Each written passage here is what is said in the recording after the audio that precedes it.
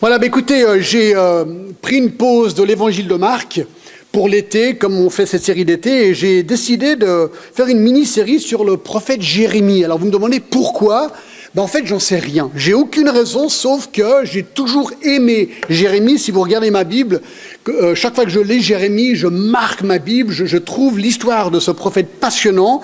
Alors bien sûr, il y a 52 chapitres, on ne va pas tout voir en 5 fois, c'est pas possible, donc je vais choisir quelques chapitres clés, mais pour nous donner un aperçu de la vie passionnante de ce prophète. Donc la série, je l'ai appelée Jérémie, le prophète solitaire et courageux.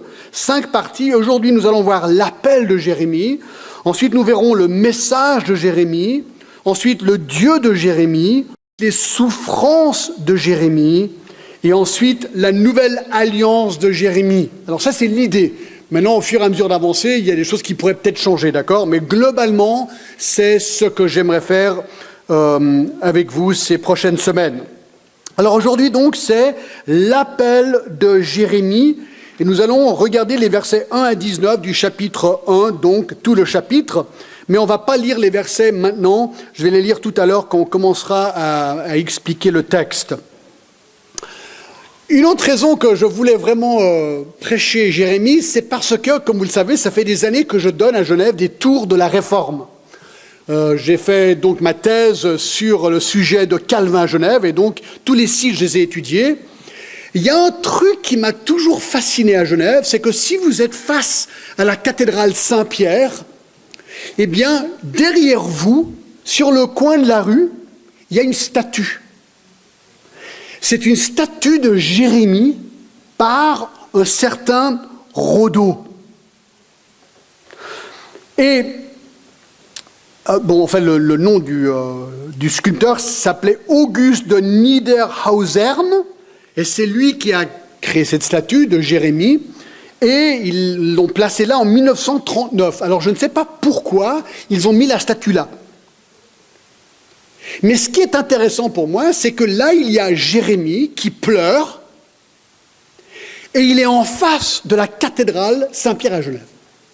Et ce que je dis aux gens à qui je donne un tour de la Réforme, c'est que je me demande si là, il n'y a pas quelque chose pour nous. Parce que la cathédrale, à l'époque de Jean Calvin et les années qui ont suivi, était vraiment un bastion où la parole de Dieu était prêchée fidèlement. Et depuis bien longtemps maintenant, le libéralisme a envahi l'église protestante de Genève, où beaucoup de la Bible n'est pas prise comme étant littérale. Et donc, moi, je me demande si, comme Jérémie qui a prêché et qui a annoncé le jugement à venir sur Juda et a pleuré finalement parce qu'ils ont refusé son message et Dieu a jugé, je me demande si un jour, Dieu va juger cette ville de Genève. Chaque fois que je vois la statue de Jérémie qui pleure, j'ai envie de pleurer sur l'état spirituel de la ville de Genève. Et je remercie le Seigneur qu'il y a des églises à Genève qui osent aller à contre-courant et qui annoncent fidèlement la parole de Dieu. C'est ce que nous voulons faire ici à l'EIG. Alors avant de rentrer dans le texte, il faut que je vous donne l'arrière-plan historique de Jérémie. C'est vraiment intéressant, ça va être une leçon d'histoire. J'espère que ça va vous fasciner comme ça m'a fasciné moi. Alors, le ministère de Jérémie a eu lieu pendant les dernières 50 ou 40 années de l'existence de Juda. Juda ou la Judée, on pourrait dire, mais Juda. C'était la tribu de Juda à l'époque, là où il y a Jérusalem.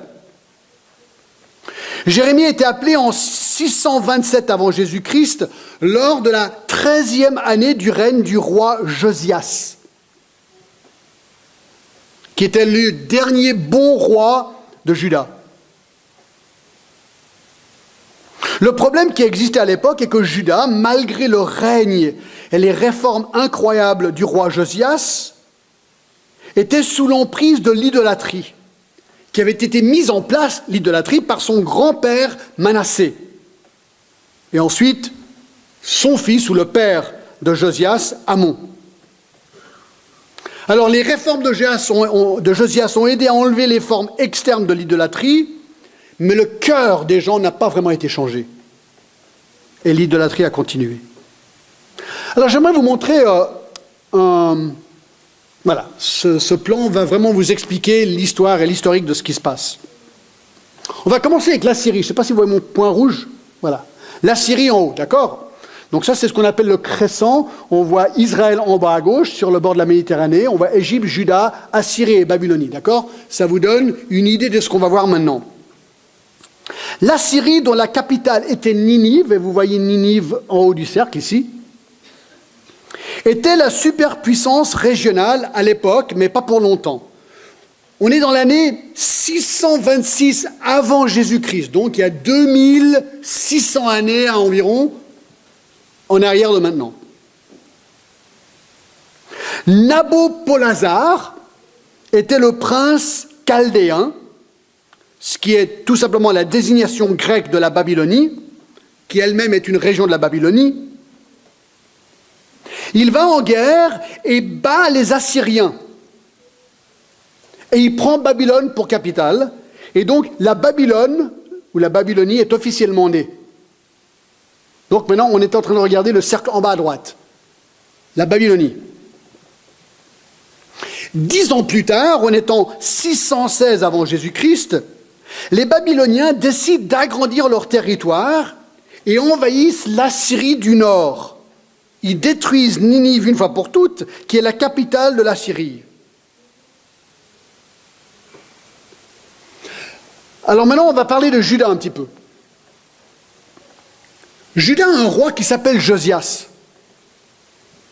Et lui, il était heureux que les Assyriens, peuple frontalier du Nord, étaient battus. Ça leur donne un peu plus d'indépendance. Ils n'aimaient pas ces gros pays qui s'ingéraient dans leurs affaires. Mais voilà que l'Égypte, en bas à gauche, au sud de Juda, voit la défaite de l'Assyrie comme une opportunité d'agrandir leur territoire. S'ils pouvaient maintenir l'Assyrie comme État tampon, une sorte de zone neutre, ils pourraient à leur tour envahir Juda et la Palestine et reprendre les terres qui leur avaient été prises par la Syrie. Donc l'Égypte se dit, ah non, nous on va prendre Juda pour nous. De ce fait, l'Égypte décide de rentrer en guerre et se range aux côtés de l'Assyrie pour combattre la Babylonie.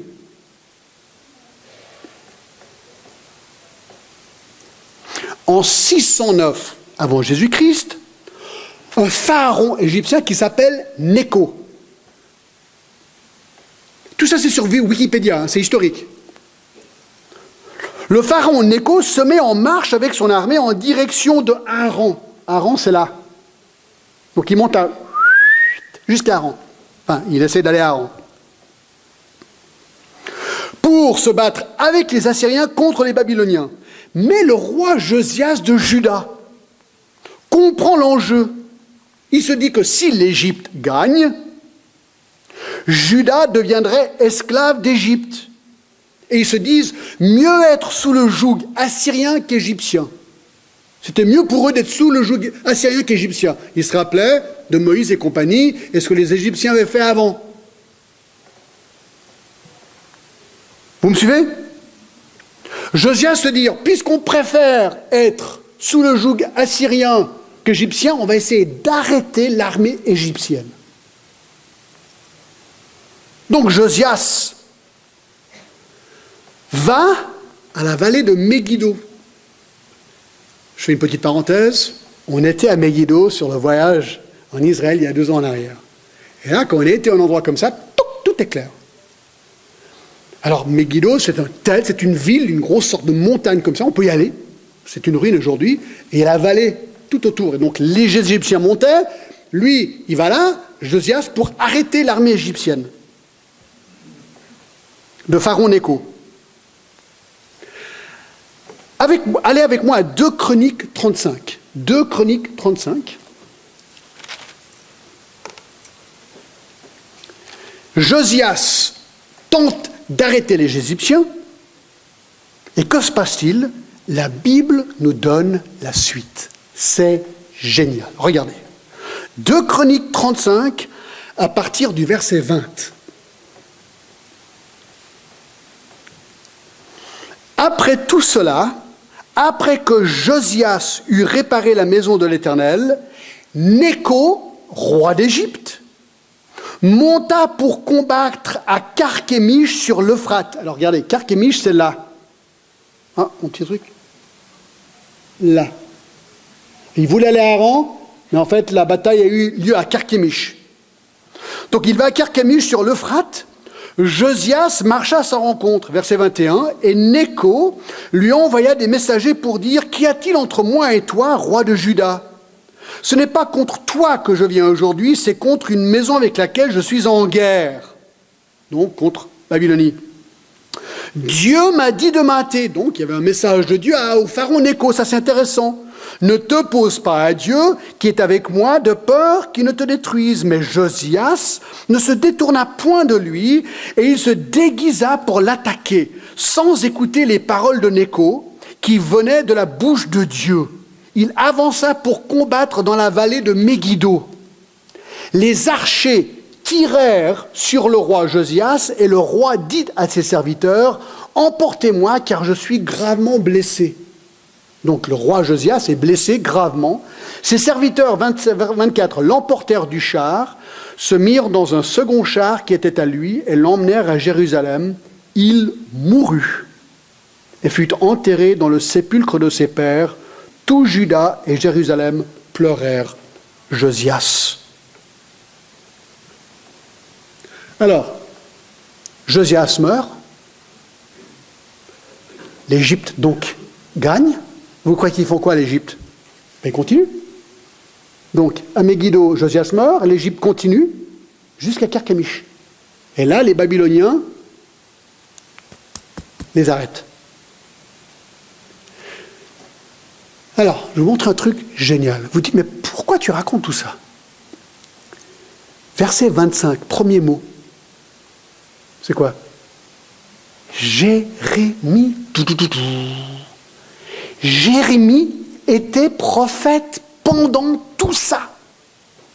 Regardez le chapitre 36, verset 12. Jérémie le prophète. Le chapitre 36, verset 21. Jérémie. Le verset 22. Jérémie. Jérémie est impliqué dans cette histoire. Je continue. La ville de Carchemish, à partir de ce moment-là, devient la ligne de démarcation entre l'Égypte et la Babylonie, et ça pendant 4 ans. Ils se battent pendant 4 ans à Carchemish.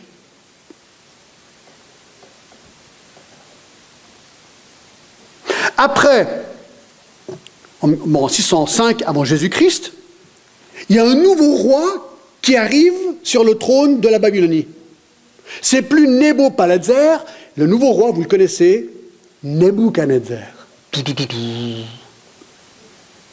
Nebuchadnezzar devient roi de la Babylonie, lui il prend le règne du pouvoir et veut en finir avec l'Égypte, et il amasse une armée encore plus grande et écrase l'Égypte à Carchemish, et du coup devient le maître de toute la région. Que fait-il? Il en a assez de l'Égypte, il en a assez de Juda, tous ces rebelles. En 3 vagues successives, sur une période de 10 ans environ, voici ce que fait maintenant Nebuchadnezzar à Juda.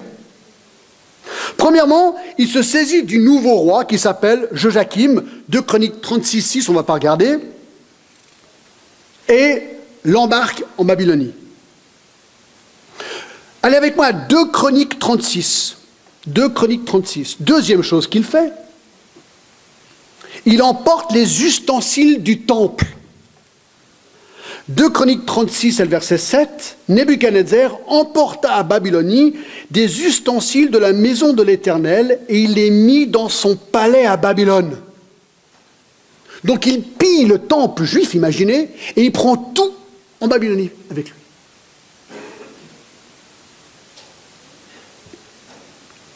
Troisième chose qu'il fait, dans 2 Rois, passage parallèle 24, on le voit, et le verset 14, 2 Rois 24, 14, je lis, « Il emmena en captivité tout Jérusalem, tous les chefs, tous les hommes vaillants, au nombre de 10 000 exilés, avec tous les charpentiers et les serruriers. Il ne resta que les peuples pauvres du pays. Donc il prend 10 000 des meilleurs de Juda et de Jérusalem et il les prend tous en Babylonie, inclus Daniel, Shadrach, Meshach et Abednego, Daniel chapitre 1.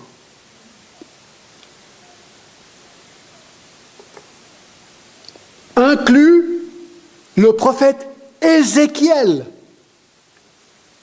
Ézéchiel 1, la 30e année, le 5e jour de la 4e mois, comme j'étais parmi les captifs du fleuve de Kébar.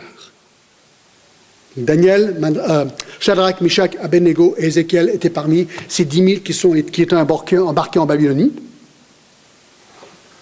Mais ce n'est pas tout. Autre chose qu'il fait, Nebuchadnezzar. Alors, tenez-vous. Il décide de détruire la ville de Jérusalem. 2 Rois 25, à partir du verset 8. Le 7e jour du 5e mois, c'était la 19e année du règne de Nebuchadnezzar, roi de Babylone. Nebuzaradan, chef des gardes, serviteur du roi de Babylone, entra dans Jérusalem.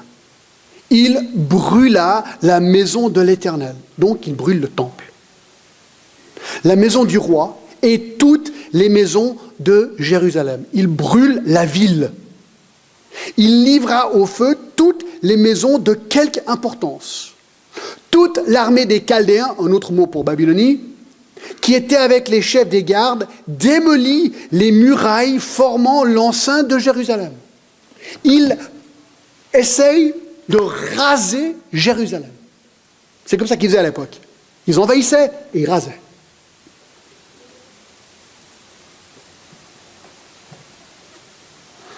Allez avec moi à Jérémie 52, dernier chapitre. Vous avez vu, on avait vu que Jérémie était prophète à cette époque. Ben lui, il y était. Lorsque Jérusalem est tombée, il y était. Et donc, il décrit ce qu'il a vu. Vous me suivez, ça va? C'est historique, hein, je vous ai annoncé que c'était historique. Mais c'est intéressant, moi, je trouve. Ah oui, c'est dans la Bible. Petite parenthèse. Ce qui est génial avec la Bible, mes amis, si vous n'êtes pas convaincus, c'est que la Bible se situe dans un contexte historique. Ce n'est pas simplement des beaux dictons comme ça, à droite, à gauche, qui sortent de l'air. C'est dans un contexte historique vérifiable. Jérémie 52, 1. Là, je vais lire quelques versets. Sédécias avait 21 ans lorsqu'il devint roi. Il régna 11 ans à Jérusalem. Sa mère s'appelait, etc. Verset 2. Il fit ce qui est mal aux yeux de l'Éternel, exactement comme avait fait Joachim. Et cela arriva à cause de la colère de l'Éternel contre Jérusalem et contre Juda, qu'il voulait rejeter de devant sa face. Et Sédécias se révolta contre le roi de Babylone. La 9e année, le règne de Sédécias, le 10e jour du 10e mois, Nebuchadnezzar, roi de Babylone, vint avec toute son armée contre Jérusalem. Ils campèrent devant elle et enlevèrent des retranchements tout autour. La ville fut assiégée jusqu'à la 11e année du roi du Sédécias. Le 9e jour du 4e mois, la famine était forte dans la ville et il n'y avait pas de pain pour le peuple du pays. Alors la brèche fut faite à la ville. Et tous les gens de guerre s'enfuirent et sortirent de la ville pendant la nuit par le chemin de la porte entre les deux murs près du jardin du roi, tandis que les Chaldéens environnèrent la ville. Les fuyards prirent le chemin de la plaine. Mais l'armée des Chaldéens poursuivit le roi et ils l'atteignirent Sédécias dans les plaines de Jéricho et toute son armée se dispersa loin de lui. Ils saisirent le roi, le firent monter vers le roi de Babylone, à Ribla, dans le pays de Hamath, et il prononça contre lui une sentence. Le roi de Babylone fit égorger les fils de Sédécias en sa présence, et il fit aussi égorger tous les chefs de Juda à Riba. Puis il fit crever les yeux à Sédécias, et le fit lier avec des chaînes d'airain. Le roi de Babylone l'emmena à Babylone, et il le tint en prison jusqu'au jour de sa mort. Il fait égorger ses fils devant lui, et ensuite, il crève ses yeux pour que la dernière chose qu'il ait vue, c'est la mort de ses propres fils. Ça, mes amis, c'est de la cruauté.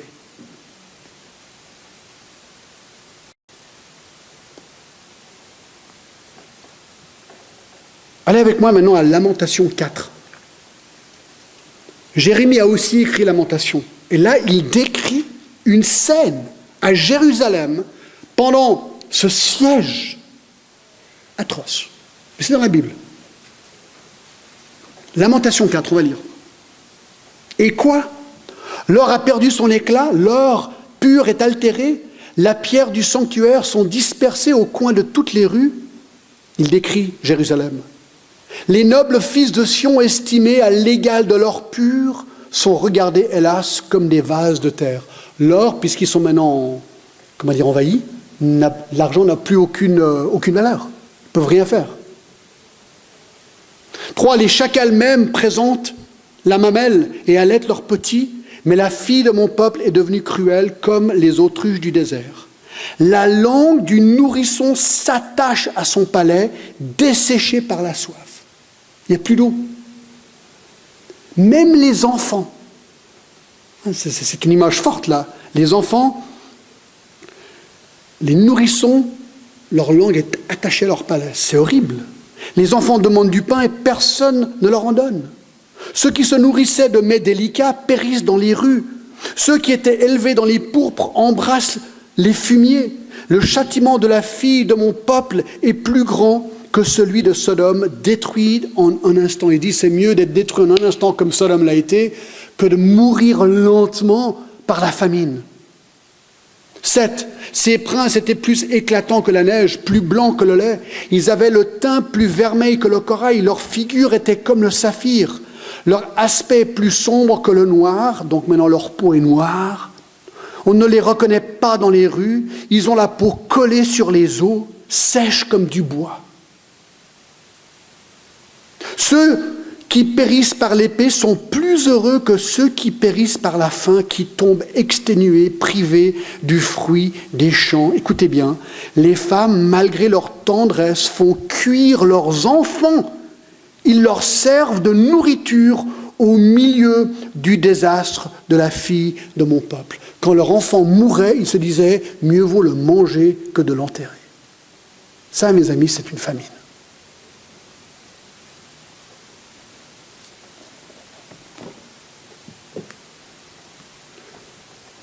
Alors, j'espère qu'on est tous déprimés, là. C'est vraiment pas beau, vous êtes d'accord?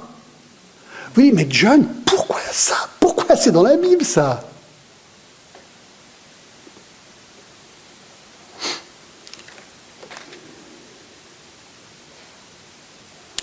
Jérémie 25.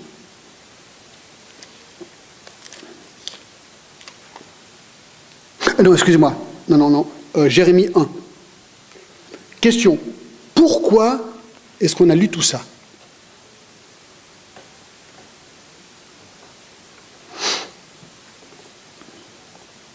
C'est la question. Verset 16. Donc, Dieu vient d'appeler Jérémie. Voici ce qu'il lui dit de faire.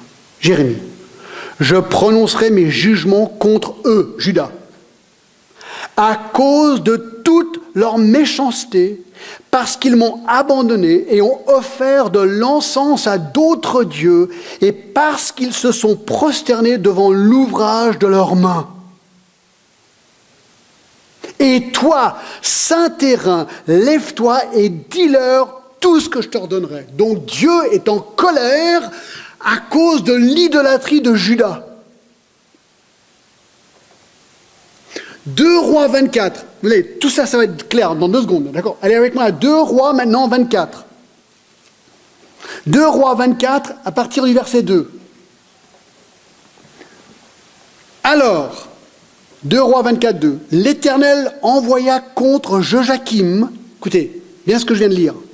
L'Éternel envoya contre Joachim, le roi qui a suivi Josias, des troupes de Chaldéens, Babyloniens, des troupes de Syriens, des troupes de Moabites et des troupes d'Ammonites. Il les envoya contre Juda pour le détruire selon la parole que l'Éternel avait prononcée par ses serviteurs, les prophètes.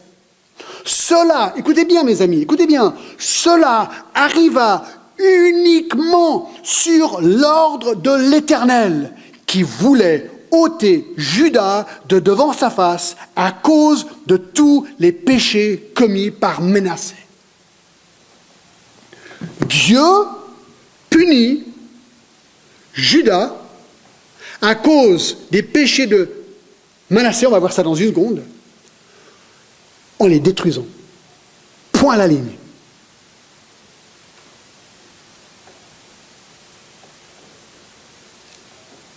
Et si on va à 2 Rois 21, on ne va pas tout lire maintenant,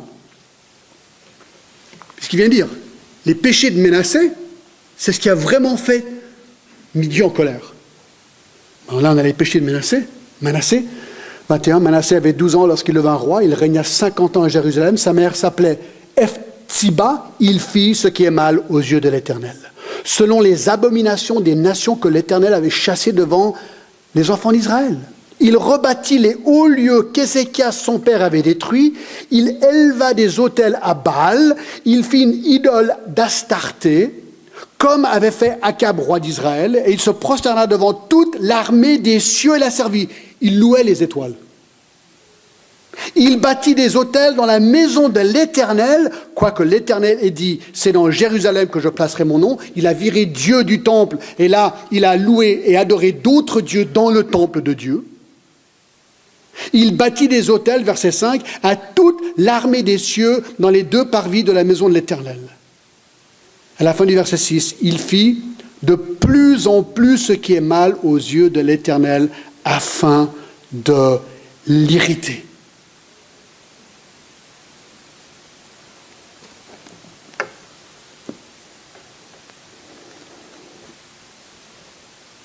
Et maintenant, regardez verset 12. Voici ce que dit l'Éternel, le Dieu d'Israël. Je vais faire venir sur Jérusalem et sur Juda des malheurs qui étourdiront les oreilles de quiconque en entendra parler.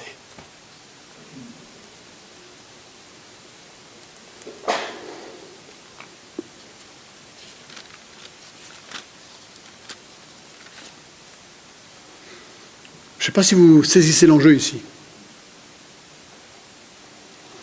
Toute l'histoire que je vous ai racontée, la Syrie, ensuite la Babylonie qui envahit la Syrie, ensuite les Égyptiens qui montent, le roi Nécho qui arrive, Josia qui meurt. On lit ça comme une sorte de récit historique. On dit, ouais, c'est intéressant ça, dis donc. Les armées qui bougent, qui envahissent, qui tuent. Mais ce qu'on apprend, c'est que toutes ces armées ont été déplacées pour juger Juda à cause du péché d'un homme, Manassé. Moi, ça m'époustoufle, ça.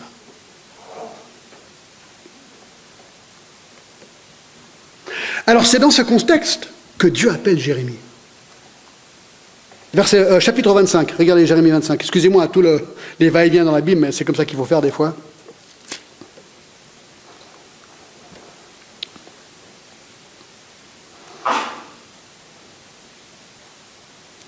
Dieu appelle Jérémie, lui dit, écoute, tu as un message à prêcher.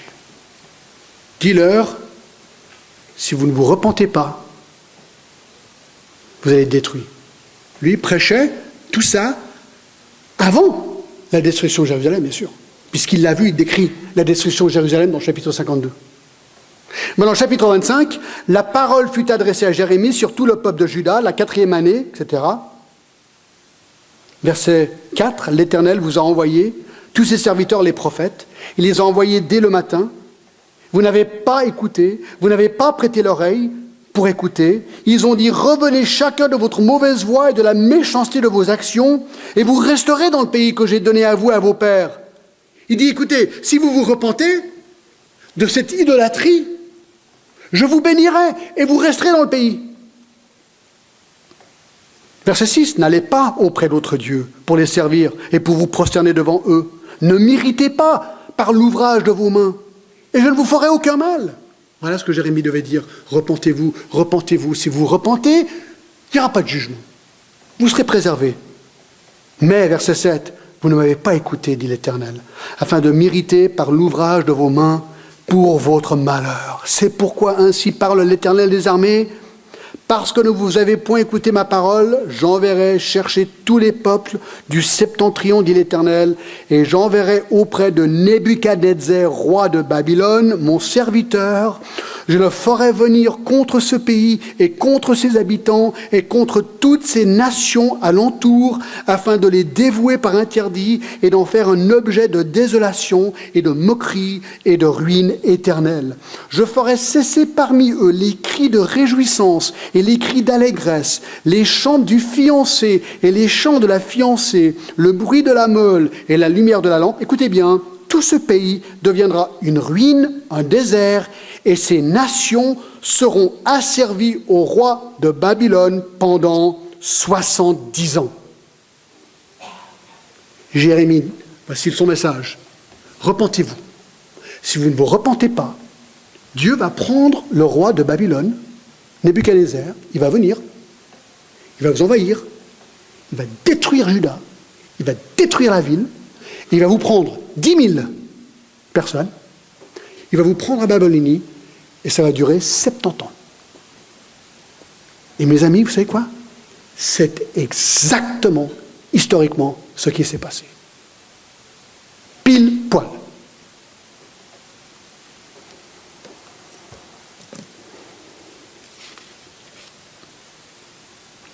Cette prophétie a eu lieu 626 avant Jésus-Christ, elle s'est réalisée en 586 avant Jésus-Christ, 40 ans plus tard. Pendant 40 ans, Jérémie a prêché ce message. Et pendant 40 ans, ils ont dit à Jérémie, tais-toi, tu nous déranges.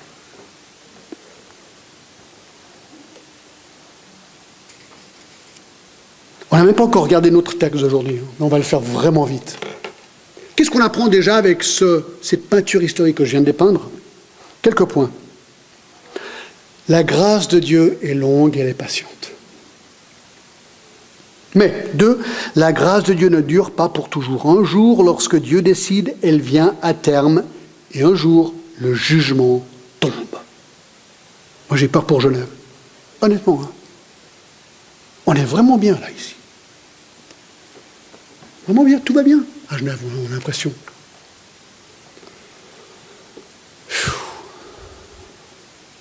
Mais Genève s'est vraiment détournée du Seigneur. Dieu est vraiment patient. Troisième chose, les mouvements des nations, des guerres, des rois, qui nous semblent très humaines. Hein. On entend aux nouvelles, on allume et on dit, ah voilà, il y a encore un pays qui va en guerre, il y a une révolution ici, il y a des combats ici. Je dis, bon, voilà, c'est le monde, c'est comme ça. Les rois décident d'aller en guerre, ok. Mais ce que nous voyons ici, mes amis, c'est que Dieu contrôle tout, même les armées des puissants. Nebuchadnezzar était aussi puissant qu'il était, n'était qu'un pion dans les mains de Dieu. Et c'est intéressant, dans un autre texte, Dieu dit, je vais utiliser Babylonie pour vous juger, puis ensuite je vais juger Babylonie. Parce qu'eux, ils sont tout aussi pécheurs que vous. Et moi, ce qui m'étonne, c'est que tout ce que nous venons de voir historiquement, Nécho, Nebuchadnezzar, Babylonie, Assyrie, Juda, Égypte, à cause du péché d'un homme. Et toute l'influence d'idolâtrie qu'il a eue sur d'autres. Ma vie peut avoir un immense effet sur d'autres personnes, innocentes. Oui, mes péchés peuvent avoir des conséquences désastreuses sur des personnes que je ne connais même pas. Et sixièmement, ça c'est la bonne nouvelle, Dieu suscite des prophètes. Il l'a fait tout au long de son histoire, et des serviteurs de Dieu encore aujourd'hui, pour avertir. Pour dire aux gens, écoutez mes amis, rien n'a changé. Est-ce que Dieu va détruire Genève comme ça? J'en sais rien. Mais le jugement de Dieu ne tardera pas à venir sur chaque être humain qui rejette Dieu et son Fils Jésus-Christ, ça c'est sûr. Hébreux 9, 27, et comme il est réservé aux hommes de mourir une seule fois, après quoi vient le jugement? Oh mes amis, si tu penses que tu as la belle vie et tout va bien, ok, le jour viendra. Si tu ne t'es pas tourné vers le seul et unique vrai Dieu et son Fils pour être pardonné tes péchés, tu seras jugé. Et ce sera encore pire que Jérusalem. Parce qu'une ruine éternelle, mes amis, ça c'est pas drôle.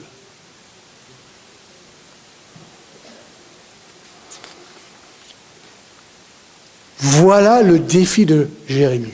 Ça c'était l'intro, mes amis. L'intro. C'est pour comprendre son contexte. Regardons vite son appel, d'accord ? C'est vraiment simple et ça va assez vite. C'est très simple. J'ai découpé notre chapitre en 3 sections très simples. Premièrement, l'identification de Jérémie. Deuxièmement, c'était quoi ? Deuxièmement, l'inauguration de Jérémie. Et troisièmement, l'instruction à Jérémie. D'accord ? Regardons en premier l'identification de Jérémie. On est dans Jérémie chapitre 1. Avec ce contexte, tout va être clair. Regardez. Parole de Jérémie, fils de Hilkija. Donc on apprend que son père s'appelait Hilkija. L'un des sacrificateurs d'Anatoth. Anatoth est à 3 km au nord-est de Jérusalem. Son père était sacrificateur, donc il est né fils de sacrificateur dans la lignée d'Aaron. Donc il était probablement destiné à devenir sacrificateur. Mais là, il va être appelé à être prophète. À partir du verset 5, on le verra, d'accord ? Donc, il est dans le pays de Benjamin, juste au nord de Juda. La parole de l'Éternel lui fut adressée dans le temps de Josias. Bon, on a déjà vu son histoire. Fils d'Amon, roi de Juda, la 13e année de son règne.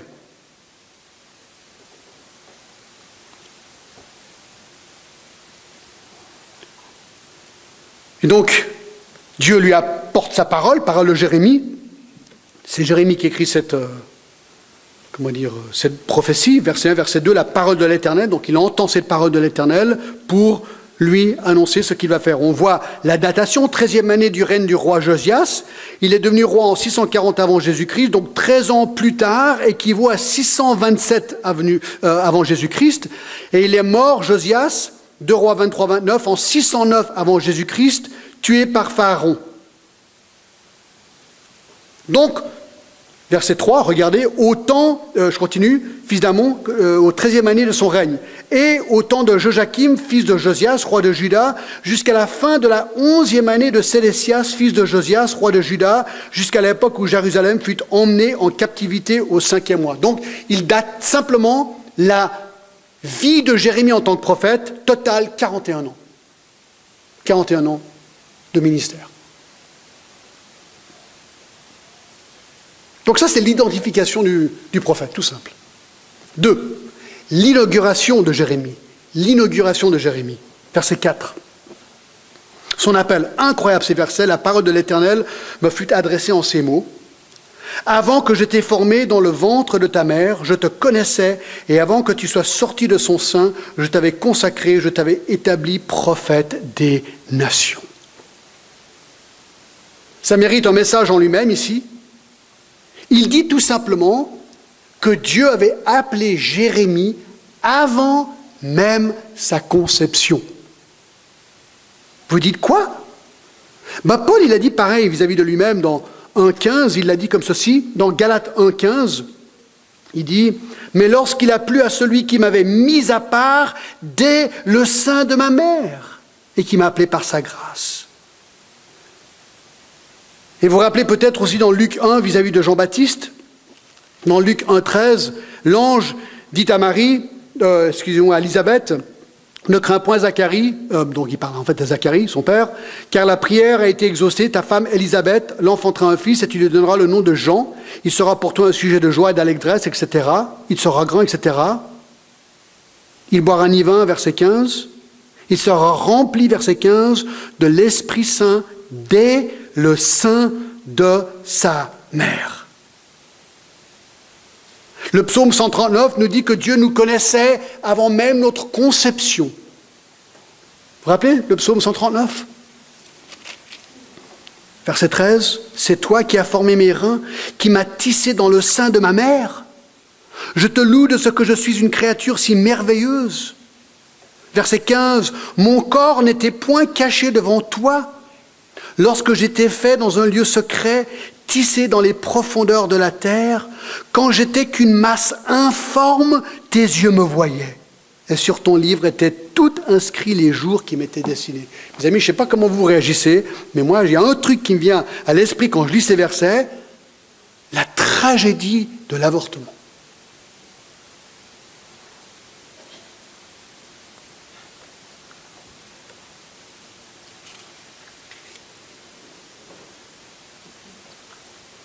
Il dit au verset 7, « Avant que je t'ai formé dans le sein de ta mère, je te reconnaissais. Avant que tu sois sorti de ton sein, je t'avais consacré, je t'avais établi prophète des nations. »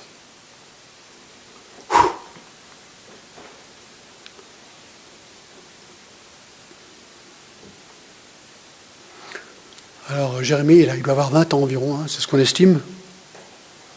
Sa réaction, d'humilité, un peu comme Moïse, et bien l'autre, « Ah, Seigneur éternel, verset 6, mais je ne sais pas parler. » Ça ne veut pas dire qu'il avait un problème de savoir parler, probablement. Simplement, il se dit, « Ouais, attends, moi je suis jeune, je ne suis pas très bon, je ne suis pas diplomate, je ne suis pas très bon en français, quoi. Un peu comme moi. Seigneur, moi je ne sais pas parler, je suis qu'un enfant, je suis jeune, je n'ai pas d'expérience. » Alors, Dieu répond, exactement comme Moïse. Vous vous rappelez, Moïse a dit, « Ah non, écoute, il lui a donné 4 objections. Moïse, il était dur. D'accord, mais Dieu gagne toujours quand il appelle quelqu'un. Tôt ou tard, il gagne, d'accord. Il a gagné avec Moïse, il a gagné avec Jérémie aussi. Alors il lui dit, premièrement, l'autorité de Jérémie viendra de Dieu, verset 7, et l'Éternel me dit, ne dis pas, je suis un enfant, car tu iras vers tous ceux auprès à qui je t'enverrai, et tu diras tout ce que je t'ordonnerai. Écoute, ton autorité vient de moi, Jérémie, tranquille.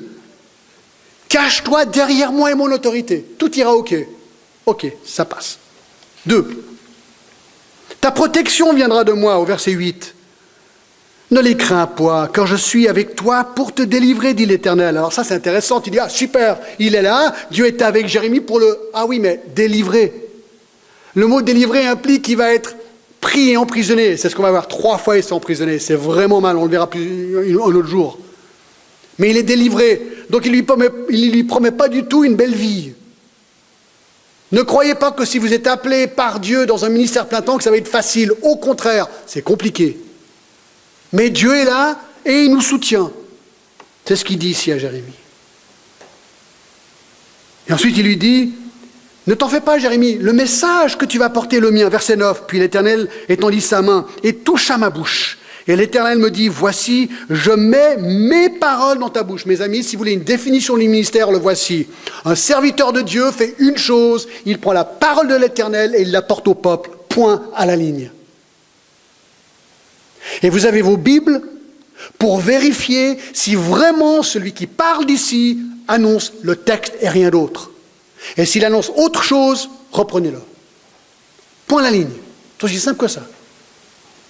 On doit apporter les paroles de Dieu. C'est ce qu'il dit au verset 9.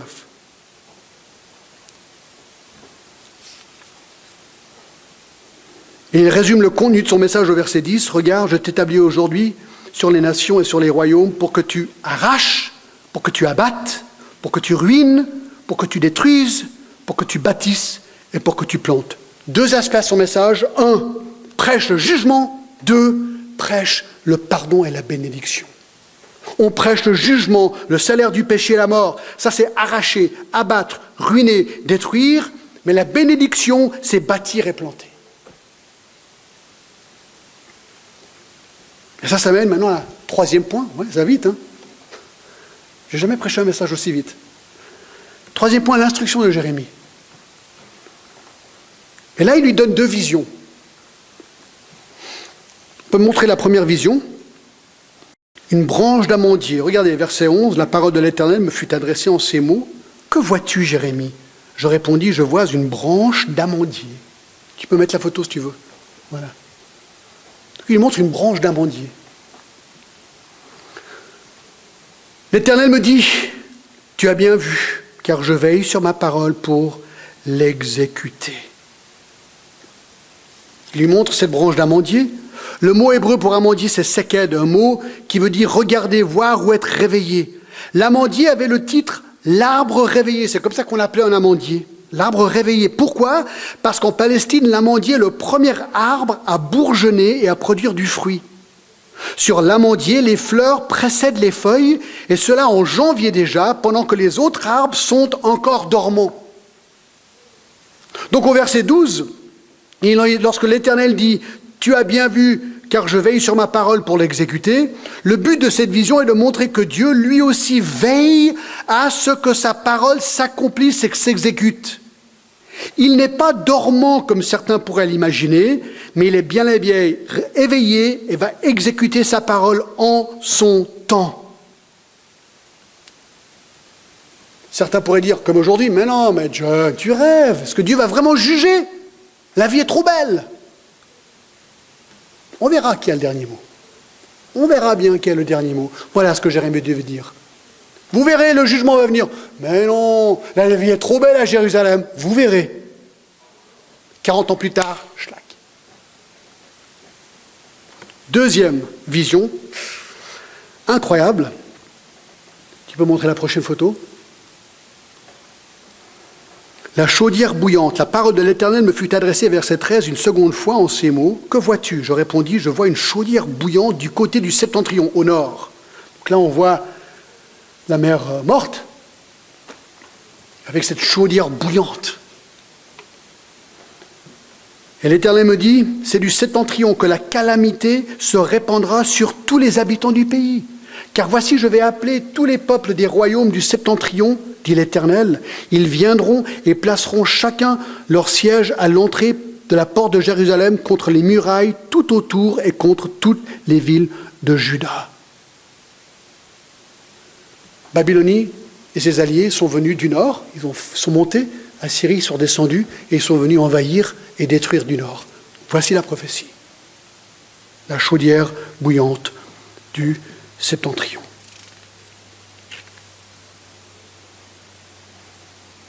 Au moment dans l'histoire où l'Assyrie arrivait à la fin de son existence, avec la mort de son dernier grand souverain, les Juifs en Judée étaient inclinés à croire que les menaces du nord étaient terminées. C'est pourquoi ils se sont moqués de Jérémie. Tu rêves, tu ne sais pas de quoi tu parles. Non, tu verras, vous allez voir, ils vont venir du nord. Mais non, tu rêves. Mais il avait raison.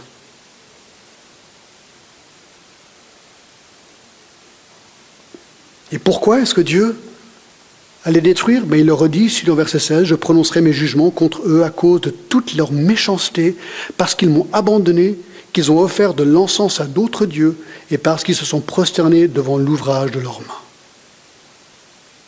Et là, il donne une exhortation à Jérémie, auto-explicative, « Et toi, Jérémie, Saint-Terrain, lève-toi et dis-leur tout ce que je t'ordonnerai.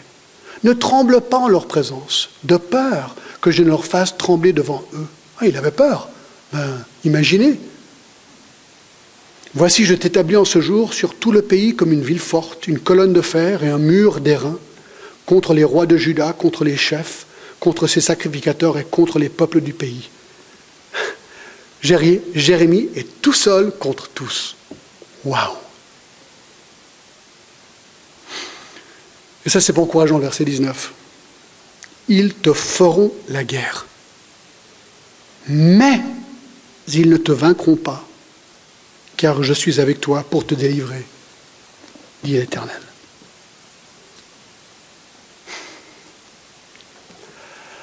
Alors, d'être serviteur de Dieu, mes amis, ce n'est pas une mince affaire. Il faut y aller, il faut vraiment être sûr qu'on est appelé, quoi.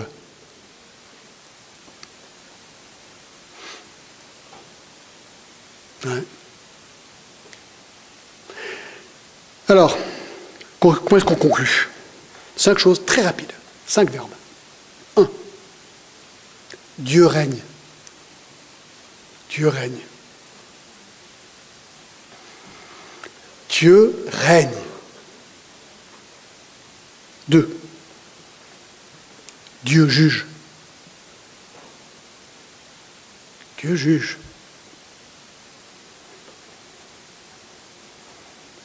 3. Dieu patiente. Dieu patiente. Il est très patient. Mais ça ne veut pas dire que son jugement n'arrivera pas. 4. Dieu pardonne. Vous savez que si Judas s'était repenti, ça n'aurait pas arrivé tout ça? C'est quand même dingue à y penser. Dieu pardonne vraiment. Et le fait que son Fils Jésus-Christ a pris sur lui la colère de l'Éternel à notre égard montre combien Dieu prend au sérieux le problème de notre péché et le désir de nous accorder le plein pardon. Dieu nous aime tellement et veut tellement nous pardonner qu'il a offert son Fils pour nous.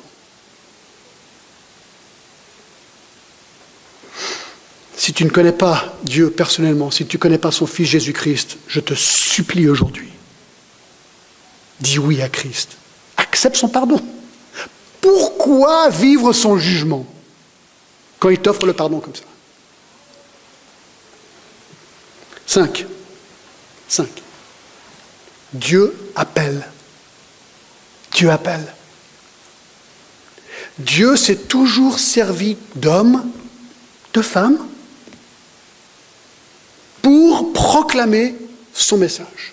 Nous sommes tous des témoins. Et Dieu a un appel particulier pour certains qui ont des ministères plein temps.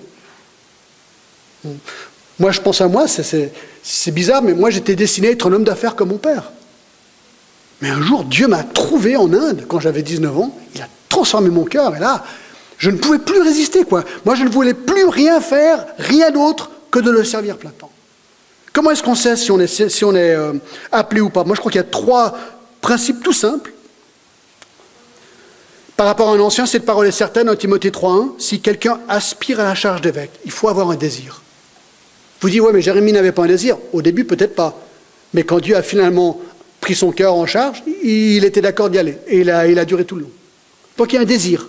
Dieu met un désir. Deuxièmement, il y a une compétence ou une qualification morale. Aussi, de compétence, de pouvoir faire le travail auquel on est appelé. Oui, mais lui, il disait, ouais, j'arrive pas à parler, mais Dieu lui a donné les paroles qu'il fallait. Donc il faut un désir, il faut ses compétences, toutes ses qualifications, et troisièmement, une affirmation, une confirmation de l'Église locale, je pense, aujourd'hui. Et certains sont appelés à des ministères plein temps. Vous dites, ouais, mais moi, mais pourquoi pas? Si moi, je pense à Carlin, médecin, il était appelé à aller en Burundi. Vous dites, mais comment ça se passe? C'est peut-être toi. Est-ce que tu es ouvert à l'appel de Dieu? Pourquoi pas? Donc Dieu règne, Dieu juge, Dieu patiente, Dieu pardonne et Dieu appelle. Amen. Prions.